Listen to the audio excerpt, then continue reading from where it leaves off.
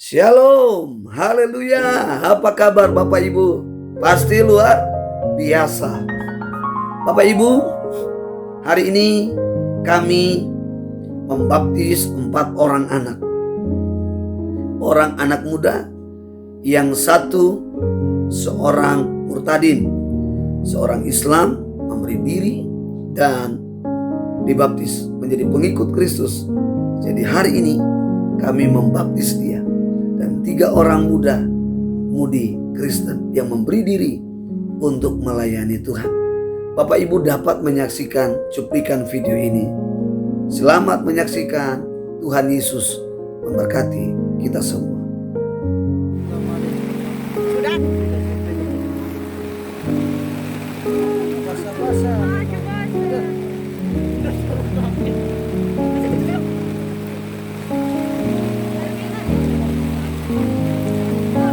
Parah memang.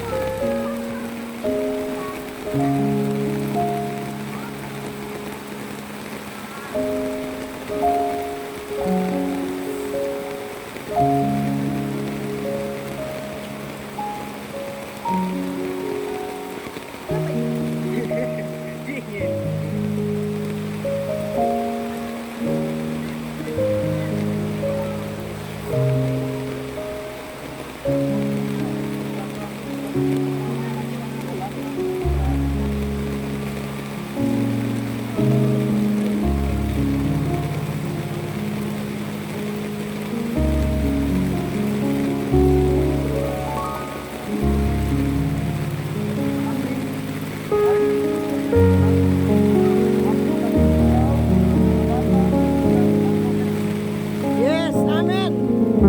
Haleluya.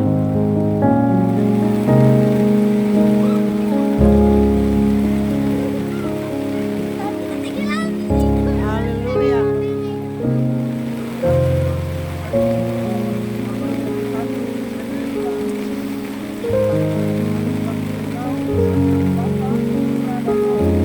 Haleluya, amin.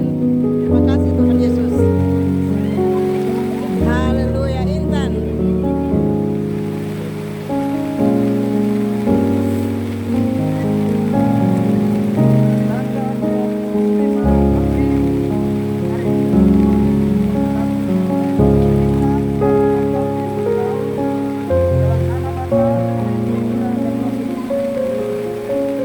Haleluya Tuhan. Terima kasih Yesus.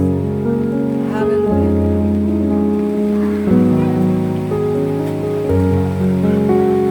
Yes Tuhan.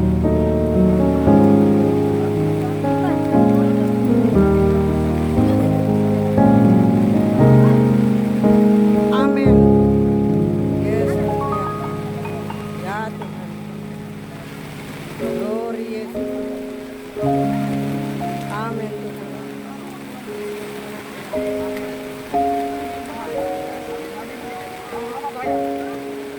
Haleluya.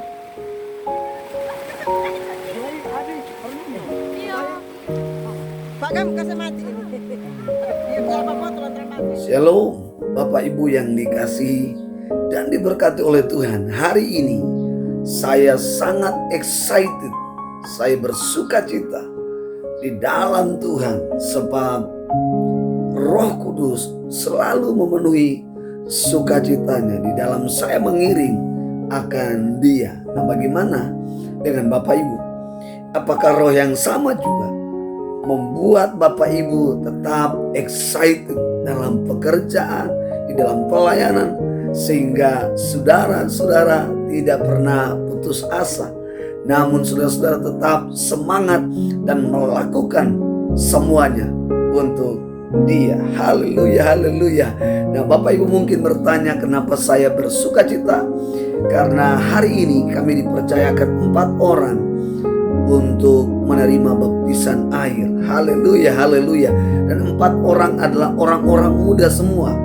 Nah, saya percaya bahwa orang-orang muda harus menyadari bahwa menjadi harapan regenerasi gereja ke depan adalah orang-orang muda. selalu di dalam doa saya, selalu di dalam pertanyaan saya, bahwa apakah yang terjadi ketika sesudah kita atau sesudah generasi kita. Nah, generasi sesudah kita, apakah yang akan terjadi? Apakah kekristenan akan tetap kuat, akan tetap bertahan, apa akan merosot? Karena itu Tuhan menjawab, maka 4 orang ini memberi diri dibaptis. Saya percaya ini satu tanda yang luar biasa di dalam pelayanan yang Tuhan percayakan kepada kami. Dan akan terus orang-orang berdatangan untuk memberi diri dibaptis. Bapak Ibu yang dikasihi dan diberkati oleh Tuhan, mengapa baptisan itu penting? Ya, di dalam Amanat Agung Matius pasal 28 ayat 18 sampai pada ayat 20. Tapi kalau kita lihat di ayat 19 dan 20, dikatakan, pergi dan jadikanlah semua bangsa muridku. Ya, dikatakan sekali lagi, pergi dan jadikanlah semua bangsa muridku. Bagaimana Bapak Ibu bisa tahu bahwa dia adalah murid Kristus? Dari mana tandanya bahwa dia adalah murid? Ini yang harus Bapak Ibu ketahui. Ini yang Bapak Ibu harus pelajari. Ya. Dan baptislah mereka di dalam nama Bapa, Putra, dan Roh Kudus. Haleluya. Ini yang sangat-sangat esensi. Ini yang sangat-sangat penting. Di kalangan kekristenan banyak perdebatan tentang soal atribut baptisan. Gereja yang satu mengatakan, punya saya yang paling benar, karena saya nggak pakai air, sesuai firman Tuhan. Nah, Bapak Ibu, perdebatan-perdebatan demikian sesungguhnya tidak memberkati, karena satu dengan yang lain mempertahankan dogmanya. Sekali lagi saya ulangi bahwa kita ini berdiri atas kebenaran, bukan atas interpretasi manusia. Nah, karena itu kita tidak bisa mempertahankan itu. Yang kita pertahankan adalah apa yang firman Tuhan katakan. Nah, Bapak Ibu,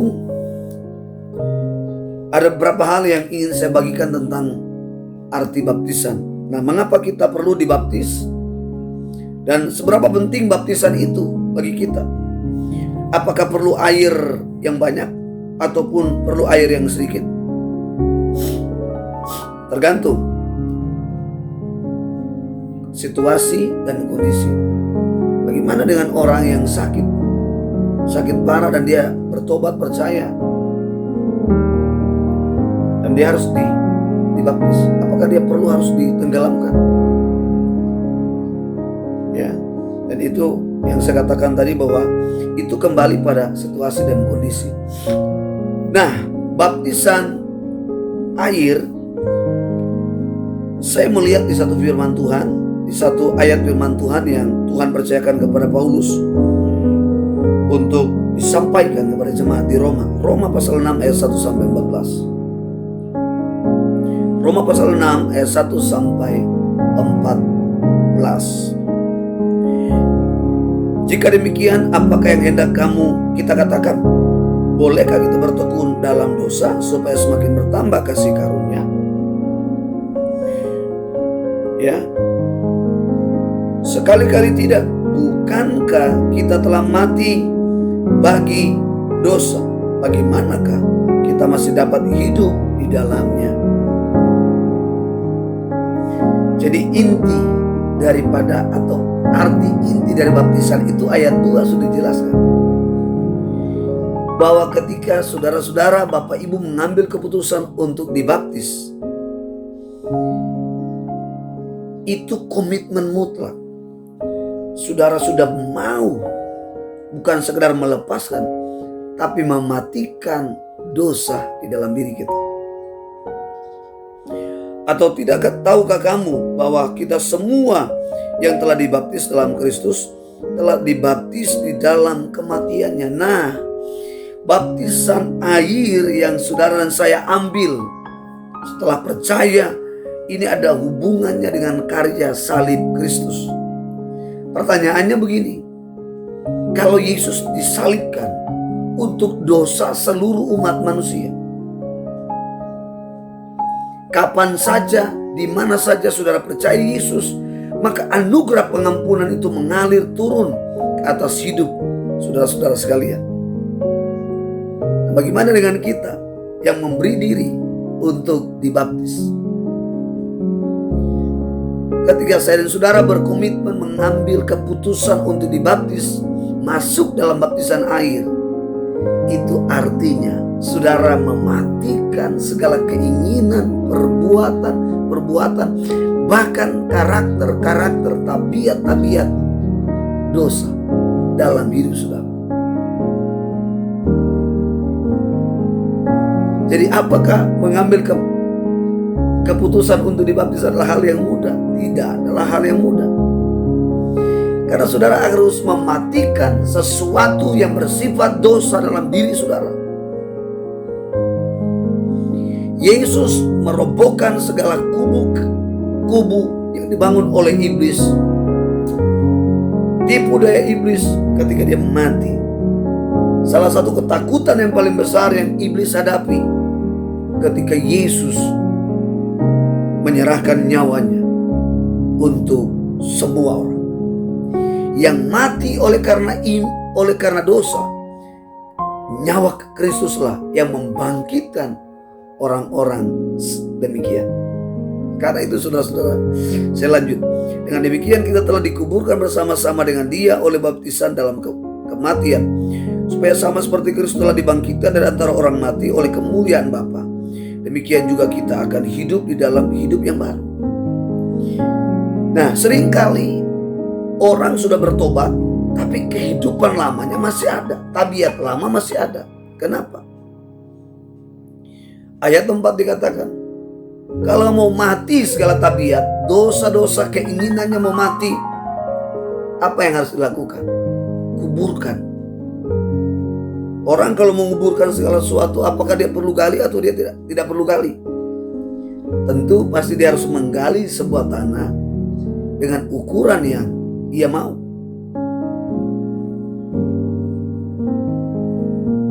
Tetapi yang dimaksud dikubur di sini, dikuburkan artinya dilupakan semuanya, ditinggalkan semuanya, supaya tidak ada lagi keinginan di dalam hidupnya, tidak ada lagi perbuatan dosa yang berkuasa atau menguasai hidupnya. Ya, Bapak Ibu yang dikasihi dan diberkati oleh Tuhan, itu yang menjadi persoalan. Sehingga banyak orang selalu merasa, oh ini karena ada iblis dalam hidup kita. Iblis tidak akan punya tempat lagi jika kita benar-benar mati. Jika kita benar-benar mematikan semuanya dan meninggalkan, sehingga kita hidup sungguh-sungguh di dalam Dia. Haleluya. Ayat 6, karena kita tahu bahwa manusia lama kita telah turut disalibkan, supaya tubuh dosa kita hilang kuasanya, agar jangan kita menghambakan diri lagi kepada dosa. Yang dikubur itu adalah manusia lama. Ya, manusia lama itu artinya manusia yang dikuasai oleh dosa. Sehingga dosa itu tidak lagi berkuasa atas kita, sehingga kita tidak lagi menjadi hamba atas dosa itu. Bayangin saudara, dosa itu sebetulnya nggak punya kekuatan yang super power. Tapi mengapa dosa itu akhirnya menjadi penguasa dalam hidup kita? Karena dosa menguasai seluruh hidup kita, sehingga segala gerakan-gerakan, segala bahasa tubuh itu mencerminkan sebuah hasil dari dosa yang menguasai hidup kita. Ayat 7, sebab siapa yang telah mati, ia telah bebas dari dosa. Jadi kalau saudara mau benar-benar merdeka, saudara benar-benar mengalami sebuah kemenangan sejati dari Kristus, ketika saudara memberi diri dibaptis, saudara sudah siap. Saya siap bebas. segala tali-tali ikatan dunia, dosa itu akan diputuskan ketika saudara mengambil keputusan untuk dibaptis. Ayat 8, jadi jika kita telah mati dengan Kristus, kita percaya bahwa kita akan hidup juga dengan Dia. Yang tadinya kita mati, sekarang kita hidup kembali oleh karena Kristus. Yang tadi saya katakan, iblis sangat takut ketika Yesus mati, karena ketika dengan matinya Kristus, nyawanya Dia berikan untuk kita dan kita dibangkitkan oleh Dia. Haleluya. Itu yang seringkali tidak dipahami oleh agama-agama lain. Saya mengatakan, masa sih Tuhan harus mati? Itulah Allah, itulah Tuhan.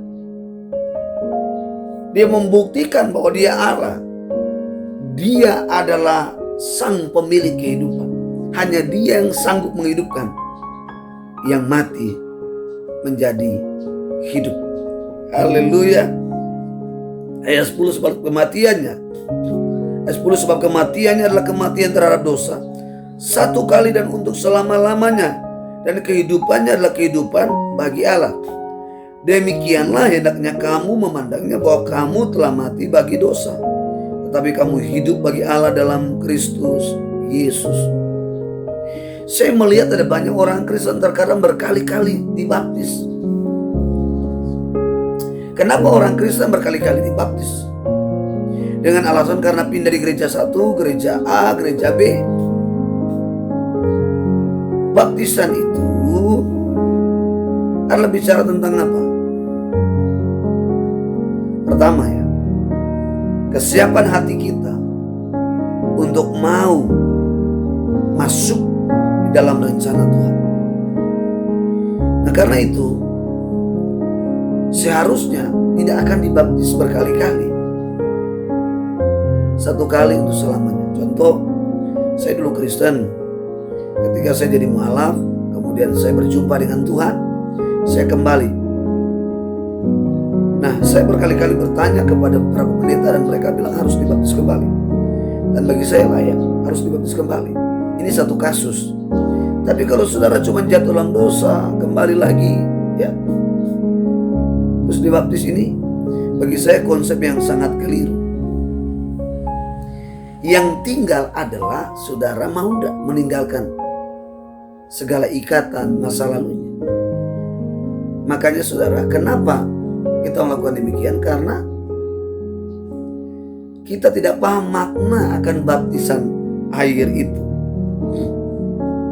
Sebab itu hendaklah dosa jangan berkuasa lagi di dalam tubuhmu yang fana, supaya kamu jangan lagi menuruti keinginannya. Ketika saudara putuskan dan tinggalkan semua, tidak akan lagi berkuasa dalam hidupnya. Dan janganlah kamu menyerahkan anggota-anggota tubuhmu kepada dosa untuk dipakai sebagai senjata kelaliman, tetapi serahkanlah dirimu kepada Allah sebagai orang-orang yang dahulu mati, tetapi yang sekarang hidup, dan serahkanlah anggota-anggota tubuhmu kepada Allah untuk menjadi senjata-senjata kebenaran, sebab kamu tidak akan dikuasai oleh dosa lagi, akan dikuasai lagi oleh dosa. Karena kamu tidak berada di bawah hukum Taurat, tetapi di bawah kasih karunia. Jadi apa yang harus saudara lakukan sesudah dibaptis? Sesudah dibaptis, jadilah pelaku-pelaku kebenaran. Paulus katakan di sini, jadilah senjata-senjata kebenaran. Artinya, fungsi senjata adalah apa? Menembak musuh. Kehidupan saudara menaklukkan musuh-musuhmu. Kehidupan saudara dalam Kristus, hidup sungguh-sungguh, itu dapat mengalahkan dosa, tabiat dosa yang ada di dalam diri saya dan saudara, sehingga kita memuliakan kehidupan Kristus di dalam kita. Haleluya. Nah, haleluya. Nah, yang kedua saudara, saya ambil di dalam Matius pasal 3. Matius pasal 3 ayat 11. Ayat ini sangat populer. Karena ini Yohanes Pembaptis menyampaikan tentang baptisan itu. Dikatakan, aku membaptis kamu dengan air sebagai tanda pertobatan. Tetapi yang datang kemudian daripadaku lebih berkuasa daripadaku, dan aku tidak layak melepaskan kasutnya. Ia akan membaptiskan kamu dengan Roh Kudus dan dengan api. Bapak Ibu, di sini ada 3 hal. Ada 3 hal yang sangat terpenting di dalam mengambil keputusan untuk dibaptis. Yang pertama, Yohanes Pembaptis mengatakan bahwa baptisan air itu dilakukan oleh tangan manusia. Siapa yang dimaksud manusia itu? Adalah hamba-hambanya, nabi, rasul, bahkan pendeta, gembala, ya, penginjil, ya, guru yang punya karunia, yang terpanggil, itu yang bisa membaptis saudara-saudara. Haleluya, haleluya. Tetapi baptisan air itu hanyalah tanda. Seperti tadi yang saya katakan di awal, bagaimana kita bisa mengenal bahwa dia murid Kristus? Bagaimana kita bisa tahu bahwa dia adalah pengikut Kristus? Yaitu melalui baptisan air. Karena baptisan air adalah tanda pertobatan. Saudara kalau punya produk, saudara masukkan ke satu pasar, misalnya di supermarket, ya, saudara perlu nggak labelnya? Saudara perlu. Itu sebuah tanda. Nah, tanda di dalam hidup kita, ya, salib Kristus. Makanya orang Kristen kalau pakai salib bangga. Karena Yesus menaklukkan sebuah alat eksekusi yang sangat mematikan dari abad ke abad, dari tahun ke tahun. Hanya Yesus yang membuktikan bahwa dia bangkit dari alat eksekusi ini. Dan disaksikan oleh banyak orang. Yesus yang tadinya bangkit, yang diperangi oleh ahli Taurat, orang Farisi, sekarang Yesus bangkit. Haleluya. Karena itu saudara banggalah punya salib di dalam kehidupan saudara. Yang kedua, yang tidak dapat dilakukan oleh tangan manusia adalah baptisan Roh Kudus. Nah, baptisan Roh Kudus ini hanya dilakukan oleh Tuhan Yesus, tidak oleh siapa-siapa. Mungkin pada waktu seorang batuan mendoakan, dia hanya dipakai Tuhan tangannya sebagai alat. Tetapi yang memenuhi orang itu adalah Tuhan Yesus. Saudara, apa artinya baptisan Roh Kudus? Baptisan Roh Kudus adalah Allah mempersiapkan saudara untuk dipenuhi oleh kuasa dengan satu tujuan, memberitakan dia kepada bangsa-bangsa. Karena itu saudara perlu Roh Kudus. Roh Kudus tidak hanya memberi saudara kuasa, tapi memberi saudara hikmat, sehingga saudara dapat mengalahkan hikmat dunia ini. Boleh katakan amin? Haleluya. Saudara, Kisah Para Rasul 1 ayat 8. Di sana dikatakan, ya, ayat 8.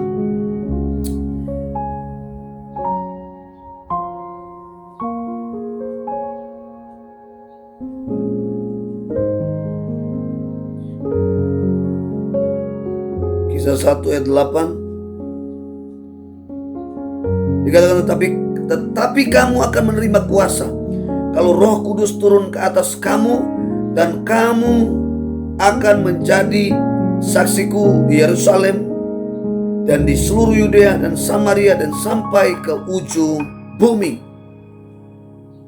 Sampai kemana? Ke ujung bumi. Artinya kalau saudara sudah menerima baptisan Roh Kudus, baptisan air dan baptisan Roh, baptisan Roh Kudus, dimanapun sudah berada, di ujung manapun sudah berada, saudara tetap memberitakan Injil. Berapa banyak saudara mau memberitakan Injil? Berapa banyak saudara yang sudah dibaptis oleh air dan dibaptis oleh Roh Kudus? Persediakan saudara untuk menjadi pemberita-pemberita Injil sampai ke ujung dunia, ke tempat-tempat di mana orang belum mendengarkan Injil. Lalu dikatakan orang percaya juga akan masuk di dalam baptisan api. Ya, Bapak Ibu, dikatakan orang percaya akan masuk dalam baptisan api. Bapak Ibu harus tahu bahwa bicara tentang api itu bicara bukan kuasa. Tapi Bapak Ibu harus tahu fungsi daripada api itu apa. Adalah sebuah alat untuk memurnikan emas. Emas yang diambil dari kedalaman tanah yang begitu dalam, itu melalui satu proses yang cukup panjang. Biasa orang-orang tambang yang akan tahu prosesnya. Bapak Ibu yang dikasihi dan diberkati oleh Tuhan, di dalam Ayub pasal 23 ayat 10. Ayub 23 ayat 10, di sana dijelaskan pengertian tentang api. Karena ia tahu jalan hidupku, seandainya ia menguji aku akan timbul seperti emas. Ayub katakan bahwa dia ada di dalam satu pergumulan, dia ada dalam satu persoalan. Itu menjadi sebuah api yang memurnikan karakternya. Ayub dari Kus yang tidak diketahui latar belakang sebelumnya seperti apa. Kalau Rasul Paulus sudah diketahui, dia seorang penganiaya jemaat. Petrus, dia seorang nelayan. Matius, orang pemungut cukai. Tetapi tidak dijelaskan. Tetapi ada beberapa teolog berpendapat bahwa Ayub ini salah satu penasihat di zaman Firaun, di mana bangsa Israel ada di Mesir. Ya, jadi ini menurut ya, bahwa dia salah satu penasihat yang memerintahkan anak-anak kecil Israel yang laki-laki dibunuh.